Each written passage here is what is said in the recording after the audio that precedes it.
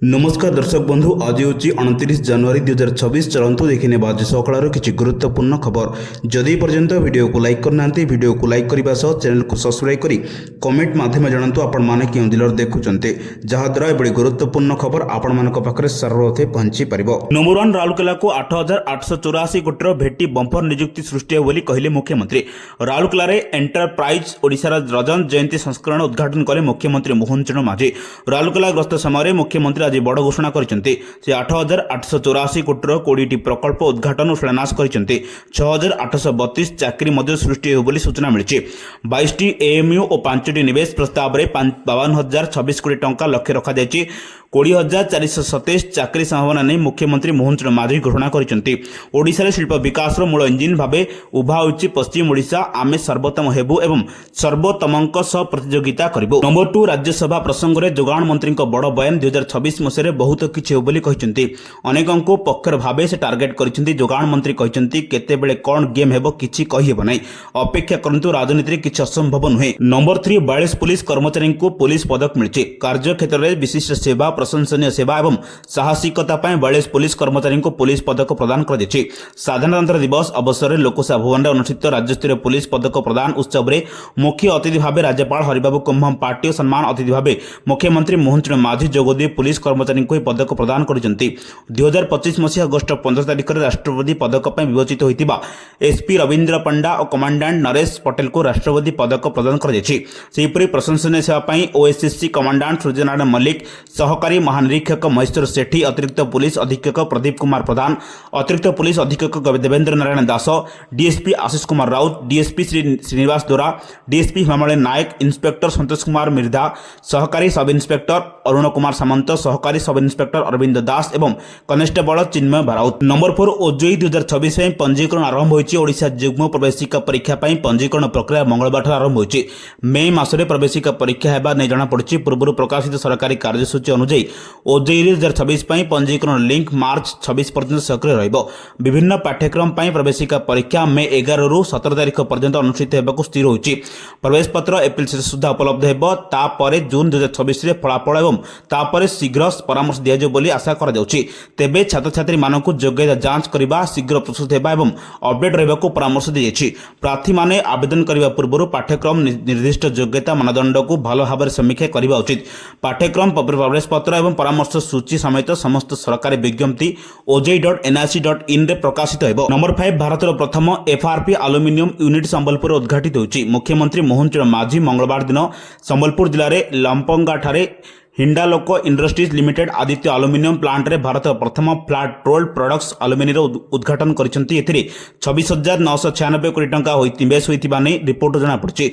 तेबे प्रकल्प रे 5,012 जनक पय नियुक्ति सृष्टि हेबो एवं एहा द्वारा डाउनस्ट्रीम उत्पादन और सुदृढ़ हो पारे बोले अधिकारी माने सूचना दैछन्ते। ए नूतन शिल्प प्रतिष्ठा पाई प्राय 20 लाख कोटी टंकार प्रकल्प सह आगक बढ़ुवा नहीं मुख्यमंत्री कहते। एगुड़िक कार्यक्रम होगा प्राय 15 लाख नूतन नियुक्ति सृष्टि हो बोली से कहते। नंबर 6 पीयूसी नथिले भी मिलिबो पेट्रोल और डीजेल न मिलवा निष्पत्ति प्रत्याहत कला परिवहन विभाग। हाईकोर्ट को निर्देश पर निज निष्पत्ति ओह्रिछि विभाग। गाड़ीर प्रदूषण सर्टिफिकेट नथिले पेट्रोल पंप गुड़िक ग्राहकों को तेल देवारू वंचित करें ना बोली स्पष्ट भाव निर्देश देते। हाईकोर्ट कहते जदि कौन गाड़ीर पुराना चालान किंबा जरिमाना बाकी अच्छी तथापि से प्रदूषण सर्टिफिकेट मिलिबो।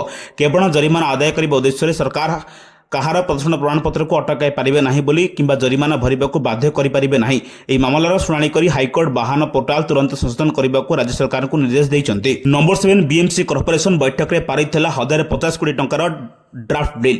बीएमसी निज आय को वृद्धि करने अंटा भिड़ी होल्डिंग टिकस, ट्रेड लाइसेंस, पार्किंग, कल्याण मंडप, यूजर फी सबुठू आदाय हेब अर्थ। एणिकी होल्डिंग फी बीएमसी निजे नकरी जड़े एजेन्सी द्वारा करेंगे सूचना देते मेयर। अनेक लोक होल्डिंग फी फांकुथिया बेले बकेया रखिंट एजेन्सी आदाय करेंगे मेयर कहते। यह छड़ा अनेक रेसिडेंशियल घर कमर्शियल भाव व्यवहार करुँच तेणु तांकर टिकस को कमर्शियल भाव नब बीएमसी। तेबे एभली मेयर कहते चलित वर्ष 16तम एफसी केन्द्र लागू हेबो एवं राज्य में षष्ठ राज्य फाइनान्स तेणु ଏହି ନିୟମ ଅନୁଯାୟୀ ମହାନଗର ନିଗମର ଆୟକୁ ଦେଖି କେନ୍ଦ୍ର ଓ ରାଜ୍ୟ ସରକାର ଅର୍ଥ ପ୍ରଦାନ କରିବେ। ନମ୍ବର 8 କମୁଛି ଶୀତ 2 ରୁ 3 ଡିଗ୍ରୀ ଯାଏଁ ବୃଦ୍ଧି ପାଉଛି ରାତିର ତାପମାତ୍ରା। ଆସନ୍ତା 3 ଦିନ ଭିତରେ ଆହୁରି 2 ରୁ 3 ଡିଗ୍ରୀ ରାତିର ତାପମାତ୍ରା ବୃଦ୍ଧି ପାଇବ। ଭୁବନେଶ୍ୱର ଆସନ୍ତା 24 ଘଣ୍ଟା ମଧ୍ୟରେ ସକାଳୁ ଘନ କୁହୁଡ଼ି ସହ କାକର ପଡ଼ିବ। ଦିନର ତାପମାତ୍ରା 31 ଡିଗ୍ରୀ ସହ ରାତିର ତାପମାତ୍ରା 17 ଡିଗ୍ରୀ ରହିବ। ଏନେଇ ପାଣିପାଗ ବିଭାଗ ପକ୍ଷରୁ ଆକଳନ କରାଯାଇଛି। ଆସନ୍ତା 24 ଘଣ୍ଟା ପାଇଁ କେନ୍ଦ୍ରାପଡ଼ା, ଜଗତସିଂହପୁର, ଭଦ୍ରକ, ପୁରୀ ଜିଲ୍ଲାରେ ସକାଳେ ଘନ କୁହୁଡ଼ି ହେବାର ସମ୍ଭାବନା ଥିବାରୁ ପାଣିପାଗ ବିଭାଗର ପକ୍ଷରୁ ୟେଲୋ ୱାର୍ଣ୍ଣିଂ ଜାରି କରାଯାଇଛି। ଗତ 24 ଘଣ୍ଟାରେ ଫୁଲବାଣୀରେ ସର୍ବନିମ୍ନ ରାତିର ତାପମାତ୍ରା 9.6 ଡିଗ୍ରୀ ରେକର୍ଡ ହୋଇଛି। ନମ୍ବର 9 ମୁଖ୍ୟମନ୍ତ୍ରୀଙ୍କୁ ଷଷ୍ଠ ରାଜ୍ୟ ବେତନ କମିଶନଙ୍କ ରିପୋର୍ଟ ପ୍ରଦାନ ହୋଇଛି। ଷଷ୍ଠ ରାଜ୍ୟ ଅର୍ଥ କମିଶନରଙ୍କ ଲୋକସେବା ଭବନଠାରେ ମୁଖ୍ୟମନ୍ତ୍ରୀ ମୋହନ ଚରଣ ମାଝୀଙ୍କୁ ଚୂଡ଼ାନ୍ତ ରିପୋର୍ଟ ପ୍ରଦାନ କରିଛନ୍ତି। କିଛି ଦିନ ପୂର୍ବରୁ ଏହି ରିପୋର୍ଟ ରାଜ୍ୟପାଳ ଡକ୍ଟର ହରିବାବୁ କୁମ୍ଭାପାଟିଙ୍କୁ ପ୍ରଦାନ କରାଯାଇଥିଲା। ଆଜି ମୁଖ୍ୟମନ୍ତ୍ରୀ ସମୀକ୍ଷା ପୋର୍ଟାଲ ମଧ୍ୟ ଉନ୍ମୋଚିତ କରିଛନ୍ତି, ଯାହା ରାଜ୍ୟ ଅର୍ଥ କମିଶନ ଓ କେନ୍ଦ୍ର ଅର୍ଥ କମିଶନ ଅନୁଦାନ ଅଧୀନରେ ରାସ୍ତା, ପାନୀୟ ଜଳ ଯୋଗାଣ, ପରିମଳ, ରାସ୍ତା ଆଲୋକୀକରଣ, ପାର୍କ ଏବଂ ସାଧାରଣ ଉପଯୋଗିତା ଇତ୍ୟାଦି ପ୍ରକଳ୍ପଗୁଡ଼ିକର କାର୍ଯ୍ୟାନ୍ୱୟନର ଅଗ୍ରଗତି ବିଷୟରେ ପ୍ରକୃତ ସୂଚନା ପ୍ରଦାନ କରିବ। ନାଗରିକ, ନିର୍ବାଚିତ ପ୍ରତିନିଧି କିମ୍ବା ଯେକୌଣସି ବ୍ୟକ୍ତି samixia.odisha.government.in ଲିଙ୍କ ମାଧ୍ୟମରେ ପୋର୍ଟାଲ ପ୍ରବେଶ କରି ପ୍ରକଳ୍ପଗୁଡ଼ିକର କାର୍ଯ୍ୟାନ୍ୱୟନର ଅଗ୍ରଗତି ଦାର କରିପାରିବେ। ନମ୍ବର 10 ଗୁଟକାକୁ ନେଇ ପ୍ରଶାସନର ବଡ଼ ନିଷ୍ପତ୍ତି। ଜୋରଦାର ହେବ gutkha enforcement drive. Vending zone, OMFED ବୁଥରେ ଗୁଟକା ବିକିଲେ ଆକ୍ସନ। ଯେଉଁମାନେ ବିକ୍ରି କରିବେ ସେମାନଙ୍କର ଲାଇସେନ୍ସ ବାତିଲ କରିବା ନେଇ ବିଏମ୍ସି ପକ୍ଷରୁ ଚେତାବନୀ ଦିଆଯାଇଛି। ତେବେ ଯେଉଁମାନେ ଗୁଟକା ହୋର୍ଡିଂ ଲଗାଇବେ ସେମାନଙ୍କୁ ବାହାର କରିବା ପାଇଁ ମଧ୍ୟ କୁହାଯାଇଛି। ବିଏମ୍ସି ଅଞ୍ଚଳରେ ଗୁଟକା ବିକ୍ରି ସମ୍ପୂର୍ଣ୍ଣ ନିଷେଧ କରାଯାଇଛି। ବିଏମ୍ସି ସାଧାରଣ ପରିଷଦ ବୈଠକରେ ଏନେଇ ନିଷ୍ପତ୍ତି ନିଆଯାଇଛି। ପ୍ରକାଶ ଦାଉକି ରାଜ୍ୟ ସରକାର ରାଜ୍ୟରେ ଗୁଟକା ବ୍ୟାନ୍ କରିବା ପରେ ଧରପଗଡ଼ ଜାରି ରହିଛି। ଏହାରି ଭିତରେ ଆଜି ବିଏମ୍ସି ପକ୍ଷରୁ ଲାଇସେନ୍ସ ବାତିଲ କରିବା ନେଇ ନିଷ୍ପତ୍ତି ହୋଇଛି। ବିଏମ୍ସି ନିଜେ ଆୟ ବୃଦ୍ଧି କରିବା ପାଇଁ ଲକ୍ଷ୍ୟ ରଖିଥିଲା। ସରକାର କରିଥିବା ନିୟମକୁ କଡ଼ାକଡ଼ି ପାଳନ କରିବା ବୋଲି ମେୟର କହିଛନ୍ତି। ନମ୍ବର 11 ସରକାରଙ୍କ ସଫଳତାର ରିପୋର୍ଟ ଦେଲେ ରାଷ୍ଟ୍ରପତି। ଏହି ଅଧିବେଶନ 2ଟି ପର୍ଯ୍ୟାୟରେ ଅନୁଷ୍ଠିତ ହେବ। ପ୍ରଥମ ପର୍ଯ୍ୟାୟ ବୁଧବାର ଜାନୁଆରୀ 28 ଠାରୁ ଫେବୃଆରୀ 13 ତାରିଖ ପର୍ଯ୍ୟନ୍ତ ଚାଲିବ। କେନ୍ଦ୍ର ସଂସଦୀୟ ବ୍ୟାପାର ମନ୍ତ୍ରୀଙ୍କ କିରେନ୍ ରିଜିଜୁଙ୍କ ଏକ ଏକ୍ସ ପୋଷ୍ଟ ଅନୁଯାୟୀ ଦ୍ୱିତୀୟ ପର୍ଯ୍ୟାୟ ବଜେଟ୍ ବିତର୍କ ହେବ। ଏହା ମାର୍ଚ୍ଚ 9 ତାରିଖରୁ ଆରମ୍ଭ ହୋଇ ଏପ୍ରିଲ 2 ତାରିଖ ପର୍ଯ୍ୟନ୍ତ ଚାଲିବ। ପ୍ରଥମ ପର୍ଯ୍ୟାୟରେ ସଂସଦର ଅର୍ଥନୈତିକ ସର୍ଭେ ଉପସ୍ଥାପନା କରାଯିବ, ଯେତେବେଳେ ଅର୍ଥମନ୍ତ୍ରୀ ନିର୍ମଳା ସୀତାରମଣ ରବିବାର ଫେବୃଆରୀ 1ରେ ବଜେଟ୍ ଉପସ୍ଥାପନା କରିବେ। ଅଧିବେଶନରେ ଆରମ୍ଭରେ ରାଷ୍ଟ୍ରପତି ଦ୍ରୌପଦୀ ମୁର୍ମୁ ସରକାରଙ୍କ ସଫଳତାର ରିପୋର୍ଟ ଦେଇ କହିଛନ୍ତି, ସରକାର ଏବେ ବିକଶିତ ଭାରତ ପାଇଁ ସମୃଦ୍ଧ ଚାଷୀଙ୍କୁ ପ୍ରଥମ ପ୍ରାଥମିକତା ଭାବରେ ଦେଖୁଛନ୍ତି। ତେଣୁ ସରକାର ପ୍ରଧାନମନ୍ତ୍ରୀ କିଷାନ ସମ୍ମାନ ନିଧି ଯୋଜନା ଆରମ୍ଭ କରିଛନ୍ତି। ନମ୍ବର 12 ଦକ୍ଷତା ବିକାଶ ଆଭିମୁଖ୍ୟକୁ ଆଗକୁ ବଢ଼ାଇବା ପାଇଁ 2ଟି ବୁଝାମଣା ପତ୍ର ସ୍ୱାକ୍ଷରିତ ହୋଇଛି।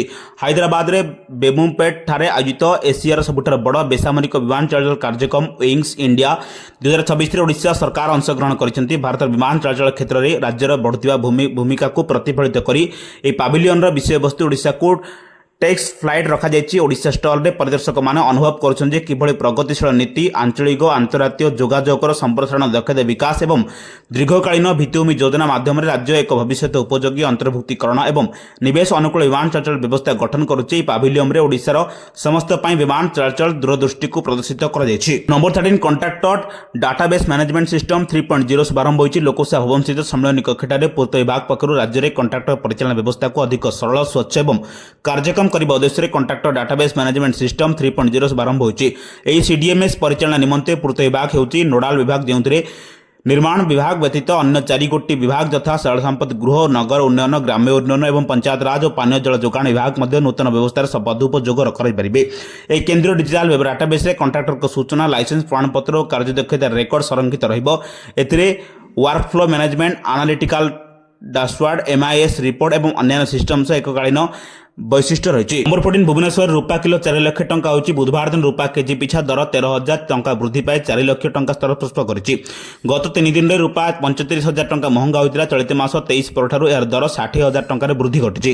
ଭୂ ରାଜନୈତିକ ସଙ୍କଟ, ଡଲାର ତୁଳନାରେ ଟଙ୍କାର ଦୁର୍ବଳ ସ୍ଥିତି ଓ ଆମେରିକା ସହ ବାଣିଜ୍ୟ ରାଜିନାମା ବିଳମ୍ବ ହେଉଥିବାରୁ ରୂପା ଦାମ ବଢ଼ୁଛି।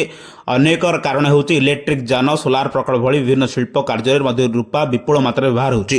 ଯୋଗାଣଠାରୁ ଚାହିଦା ଅଧିକ ରହୁଥିବାରୁ ରୂପା ମହଙ୍ଗା ହେଉଥିବା ବିଶେଷଜ୍ଞମାନେ କହିଛନ୍ତି। ରୂପା ଭଳି ସୁନାଦର ମଧ୍ୟ ବଢ଼ିଛି। ନମ୍ବର 15 ଆଭ୍ୟନ୍ତରୀଣ ଥଣ୍ଡା ଜାରି। ରାଜ୍ୟରେ ଉପକୂଳରେ ଶୀତ କମୁଥିବା ବେଳେ ପଶ୍ଚିମ ଓଡ଼ିଶାରେ ମଧ୍ୟ ଶୀତ କମିବାରେ ଲାଗିଛି, କିନ୍ତୁ ଆଭ୍ୟନ୍ତରରେ କିଛି ସ୍ଥାନରେ ଜାଡ଼ ଏବେ ବି ଜାରି ରହିଛି। ଉଦୟଗିରିରେ ଏବେ 6.8 ଡିଗ୍ରୀ ସର୍ବନିମ୍ନ ପାରଦ ସ୍ତର ରହିଛି। ଆସନ୍ତା 3 ଦିନରେ ରାଜ୍ୟର ରାତି ତାପମାତ୍ରା 2 ରୁ 3 ଡିଗ୍ରୀ ପର୍ଯ୍ୟନ୍ତ ବଢ଼ିପାରେ। ଆସନ୍ତା କିଛି ଦିନ ଶୀତ ରହିବ ବୋଲି ପାଣିପାଗ ବିଭାଗ ବିଶେଷଜ୍ଞ ସୁରେନ୍ଦ୍ର ପଶୁପାଳକ କହିଛନ୍ତି।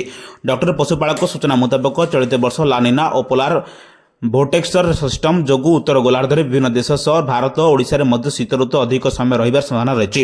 ଏହିଭଳି ଗୁରୁତ୍ୱପୂର୍ଣ୍ଣ ଖବର ପାଇବା ପାଇଁ ଆମ ଚ୍ୟାନେଲ ଯୋଡ଼ି ରୁହନ୍ତୁ। ବ୍ୟୁରୋ ରିପୋର୍ଟ, ସାବଧାନ ଓଡ଼ିଶା।